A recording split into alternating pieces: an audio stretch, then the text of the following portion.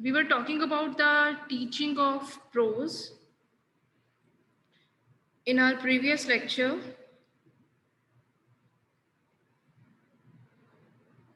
So, before proceeding further, I would like to revise the few slides that we discussed yesterday only. So, teaching of prose is our today's topic.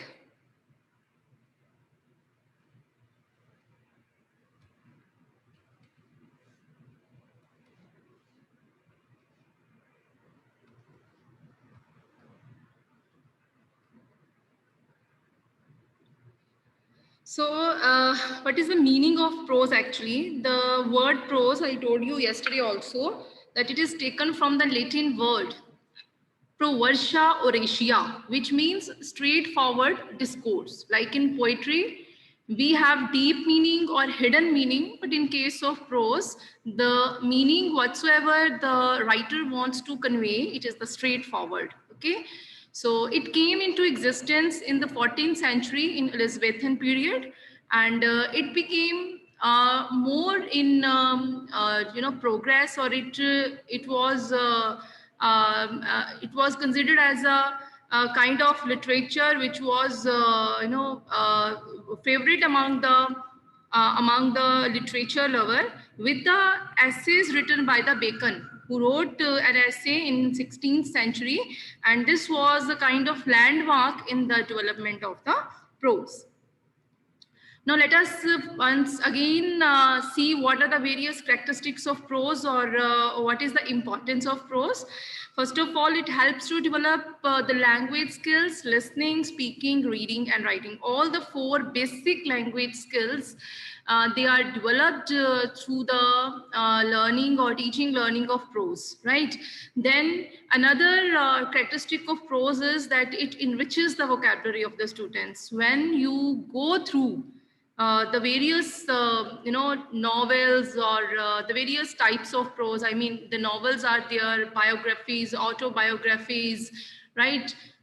When we go through the prose, naturally the vocabulary, we come across a number of words which may not be the part of our active vocabulary, and in this way our vocabulary, it got enriched with the reading of the prose. Then it helps to expand the knowledge of different structures of language, right? We know that we are having various sentence patterns, and in prose we come across a number of different kind of sentence patterns, different type of sentences, and then we go to know about the construction or the structure of these sentences, which later on we could use in our own writing, okay, in our own compositions. Then it helps to develop the ability to understand the passage, right? As I told you earlier also in our first slide, that whatsoever the meaning is there, it is quite straightforward. Okay, so the prose, it helps in developing the ability to understand the passage. Then it helps to develop reading with fluency, right?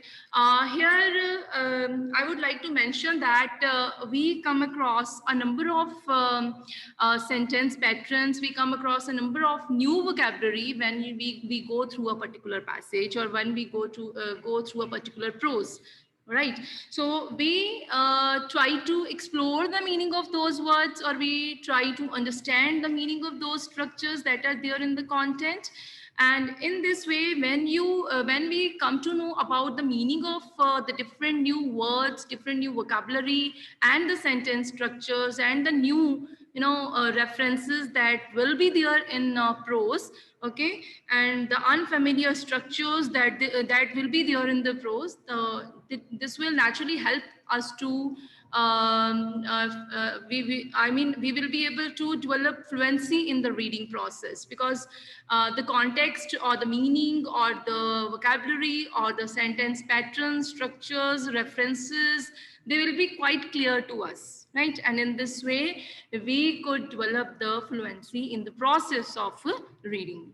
And Naturally, when we will develop the understanding of the prose, understanding of the content, when we will be able to become fluent in the reading process, and ultimately we will enjoy the reading process, and which will further lead to the writing, betterment of our writing skills. Okay, and all in all, when we go through the various types of prose, we will get to know a different type of things. We will go through the biographies, we will autobiographies, we will be able to know about the persons, and we will go through the various stories, novels, the various moral, kind of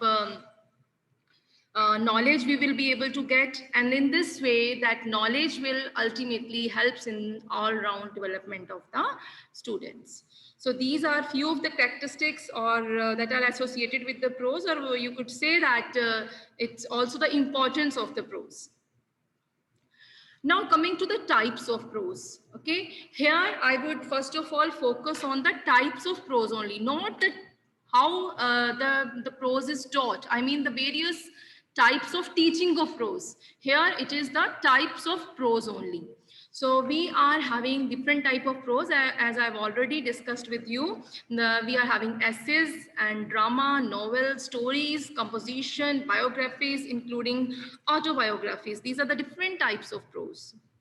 Now coming to the teaching of prose, what are the various ways of teaching prose? Because our main concern is how to teach prose. Okay, our main concern is with how we can how we can teach prose to our students in the classroom, right? So there are two ways. First is teaching prose intensively, which is also known as detailed prose lesson, and the another is teaching prose extensively, that is the non-detailed prose lesson.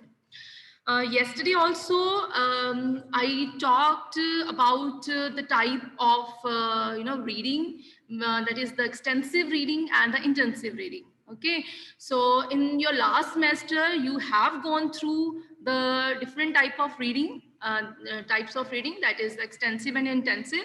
The same is applicable over here also in the teaching of prose, when we talk about teaching prose intensively and teaching prose extensively, right? So what is intensive prose? Some of you gave me answer, and that was correct also, that the teaching prose intensively means detailed kind of study of the prose. Okay, that is taking into consideration each and every aspect related to the language. I mean, what is the theme of that particular prose, that particular content? What are the various grammatical features that are associated with that prose? I mean, which are the nouns, or what type of articles are used? What is the tense of writing that particular prose, or what type of different tenses they are used, what type of sentence structures that has been used in the prose, and another thing like all the language patterns, stress, or if rhythm is there or not. Okay, so synonyms, antonyms, right? Each and everything that is associated with the language, be it the theme part, okay, or be it the grammar part, okay, whatsoever it is. A detailed kind of study is there in the teaching prose intensively. When the teacher will be teaching prose intensively, she will be taking care of all these aspects. She will be discussing about the theme. She will be discussing about the grammar, various grammar patterns that will be there, various grammar aspects that will be there. Okay. Then there is teaching prose extensively. Okay, like reading, extensive type of reading, that is the reading which is for the primary objective of that particular type of reading is for enjoyment, for personal satisfaction, for our own interest. Okay, so similarly in teaching prose extensively, the teacher will teach prose in a way which is a non-detailed type. I mean, here the teacher, I would like to add one thing over here, that this kind of prose teaching may be assisted by the teacher or may not be assisted by the teacher. In teaching prose intensively, it will always be assisted by the teacher, okay? Because the students, they are not very much familiar about the new type of vocabulary. They are not very much familiar about the various different references that will be there in the prose. They may not be familiar with the various grammatical patterns that will be used in that particular prose. But in teaching prose extensively, a student could take the help of dictionary for finding out the meaning of the unfamiliar words or the difficult words, or some insight in the internet. The help from the internet or encyclopedias could be sought. Okay, and in this way, the teaching prose extensively can be done independently by the students, because here they need not to bother about the other details like grammar, what type of grammar has been used, what is what are the various types of sentence structures that are there in the prose. So all these things they need not to bother about. So teaching prose extensively is purely for the purpose of pleasure, right? Now let us have a look on a detailed look on teaching prose intensively, right? So teaching prose intensively, it further consists of three stages, right? The stage one is pre-reading stage, stage two is the reading stage, and the stage three is post-reading stage. So what is there in stage one, the pre-reading stage? This is all about planning. Okay, here in this stage the teacher plans how to teach prose in the classroom, what type of various question that she will be, or what are the various question that she or he will be asking from the students, what will be the objectives of teaching that particular prose, maybe general objectives, maybe specific objectives, and what type of teaching aid she will be using in teaching prose. Okay, and what type of evaluation work that she will be giving to the students, right? So all the planning stage that is there in the pre-reading stage, including the illustrations, including the examples. She will think about the examples, that what type of examples she will be giving while explaining the content that will be there in the prose, right? So in stage two, which is the reading stage, okay, this is the actually when the teacher, she will be in the class and she will be reading the content to the students, or the students, they will be reading the content, right? They will be reading the content that will be there in the prose. Okay, so here in the reading stage, it further consists of various steps. Okay, so the first step in stage two is model reading. Model reading by whom? Model reading by the teacher, because teacher will be the role model. She will be reading the prose for the students in a model way, in a standard way, where she will take a proper care of the pronunciation part, and where to lay stress in a sentence, where to lay stress on a word in a sentence, right?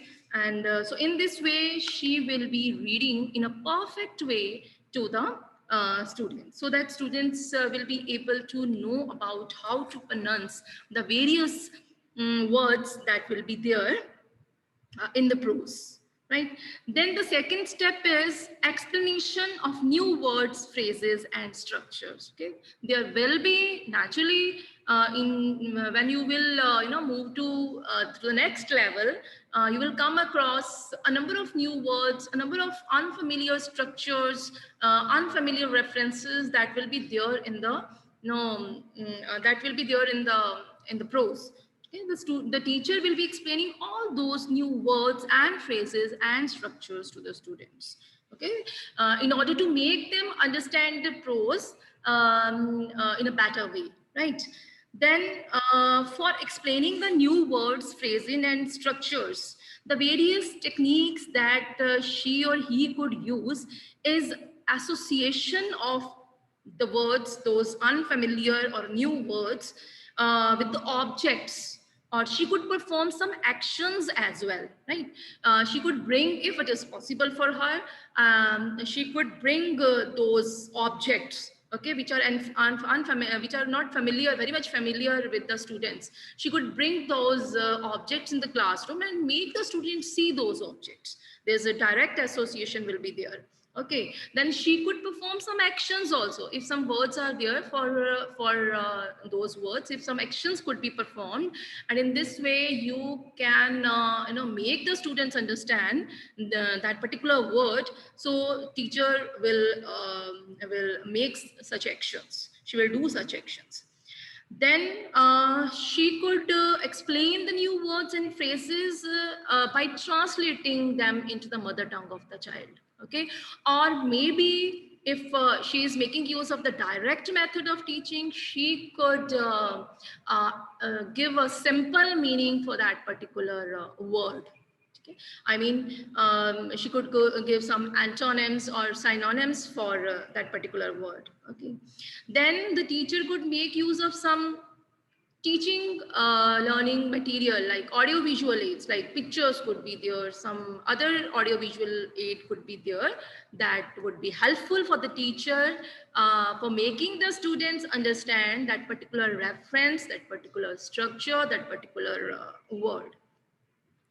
Now coming to the next step in stage 2, that is the explanation of unfamiliar references, right? There could be reference to some unfamiliar places. There could be a reference to some unfamiliar monuments, right? So the teacher could explain those unfamiliar references to the students again with the help of some pictures or maps, etc. Now, the next step, which is the fourth step, is silent reading by the pupils, right? So here, the students, they will be silently reading when the teacher, she has discussed about, the new words, phrases, structures, references. After that, when the students, they have much clarity in their mind. I mean, they are now somewhat clear about the content, right? So now they will silently read the prose. Here in this step, they will try to find out the deep meaning that is there, that is contained in the content or in the prose, right? They will read that prose without lip sync, without making any sound. Okay, so that the whole attention of the student, that is on the content only, so that they could better understand the content. Next is translation in simple English. Okay, if there's a requirement on the part of the students that they are not able to understand some of the references, some of the content in the prose in a better way. So teacher could translate that particular content into the mother tongue of the child. Okay. Then the sixth step is comprehension questions. Here, the teacher needs to see whether the students, they have understood the content in a proper way, what the writer's meaning was there, what the writer wants to intended to convey, whether the students are able to get that meaning that the writer wants to convey. Okay, so that is why here the comprehension quotient step is very important to check the understanding of the students. So different type of comprehension exercises or some questions could be there. I mean, the teacher could ask some questions related to the content, or she could have some exercises like synonyms, antonyms, or make sentences, or match the column. Such type of exercises could also be there in order to check the understanding of the students uh, about the content, about the prose, right? Now coming to the third stage. Now these 6 steps that I discussed with you that were from the stage 2, that is the reading stage. Now comes the post reading stage. Okay, so in post reading stage, some homework assignment could be given to the students. So again, this homework assignment could be related to some vocabulary exercises, some rearrange type of, like sentence could be given and rearrange jumbled sentences, I mean, could be given to the students, and they could rearrange the words in those jumbled sentences. And then some kind of exercises in transformation of sentences could be given to the students, or some grammar practice exercises could be given, like try to find out the prepositions or adverbs or adjectives or articles from the given content. So such kind of post reading exercises could be given to the students to further strengthen their learning process, right? Now coming to the next part,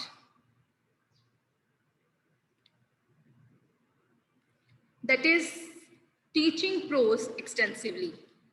As I already told you, teaching prose extensively is primarily, it is meant for the pleasure, okay? In order to seek pleasure from reading, the kind of reading that is done, it is the extensive type of reading.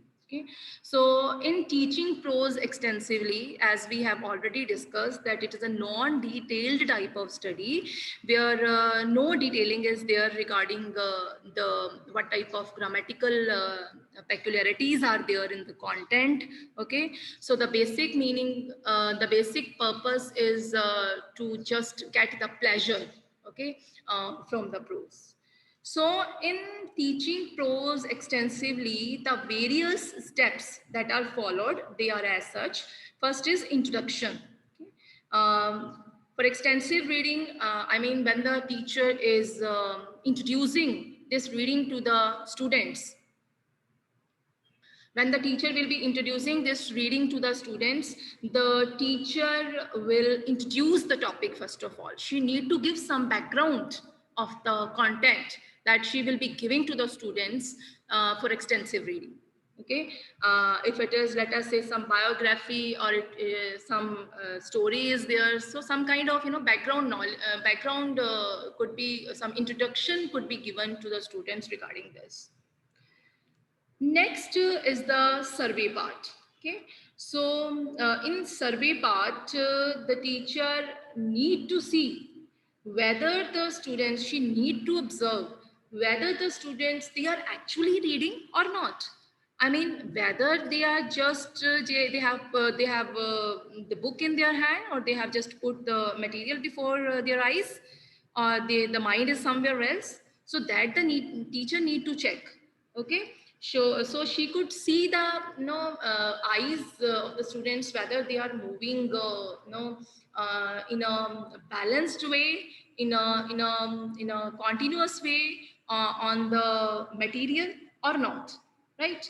Or she could for the purpose of survey, for the purpose of observation, she could give some exercise beforehand, some work, some task beforehand to the students, that they need to find out keywords, they need to find out the nouns, they need to give the I mean, description or the summary of that particular prose. So such kind of exercises could be given to the students beforehand when you will be introducing the topic, when you will be introducing the prose with the students, right? Next is questions. Okay, so here again the teacher need to prepare some questions beforehand, okay, from the prose that she is giving to the student for reading. Here the teacher need to see, I mean, in this particular step, the teacher will focus on the understanding part, whether the students, they have understood the topic, the prose, in a better way, in a proper way, in an effective manner, that she will come to know when she will ask those questions from the students. And if the answers, naturally, if they are appropriate, they are good one, they are accurate one, that means the students, they have understood the theme very well. Next is the stage of 3 R's. This is the stage of reading. 3 R's, yani ki reading, review, and reproduction. Okay. In reading, again, the students will be reading silently, and they will be, you know, if the teacher has given some task to them, as I told you earlier, that she need to give, if she need to make it sure that the students will be going through the content, going through the prose, she need to give some task beforehand. So students, while silently reading, they will be looking for the answers to those questions. Okay, they will be looking for, they will be focusing on the task that the teacher has given them. Then there is review. Review, this is necessary to know the progress made by the students. Okay, that again could be done with the help of asking the students to write the summary of the prose that they have just read, or make a list of the new words they have come across, and in the process of reading, right? And the last is reproduction. Okay. Here again, the teacher need to see whether the students, they have completely understood the theme. For this, what the thing could be there, that the teacher could make the student reproduce that material by giving some examples from their own experiences, apne experiences. Okay, students own experiences related to the prose, that could be shared by the students. Okay, so in this way, these steps of extensive reading, they could be through these steps, the teacher could make it sure that the students, they have now got the proper understanding of the content. Okay. Yes, students, is it fine with you? Have you understood? Anything that you want to ask related to the teaching of prose? So we have discussed what is prose, I mean the concept of the prose, types of teaching prose, what are the various steps in teaching prose intensively and teaching prose extensively. Anything, bache? Anything that is not clear to you, you could ask me. You need to be very much clear about all these steps. Reason being, in your next semester, you are supposed to write lesson plans. If you're not familiar with the theory part, then you will not be able to give justice or with the practical part. I mean, writing lesson plan. You need to write lesson plan for prose also. Okay. In this semester also, in your next unit, you need to prepare lesson plans. A separate question of lesson plan preparation related to prose and poetry could be asked in the, in your papers, in your examination. So everything clear? Just give answer. If it is clear, just give me answer. Yes, ma'am. Yes, ma'am. Okay, bache. Then should I stop now? We are already running short of time. Okay, thank you, bache. Thank you so much.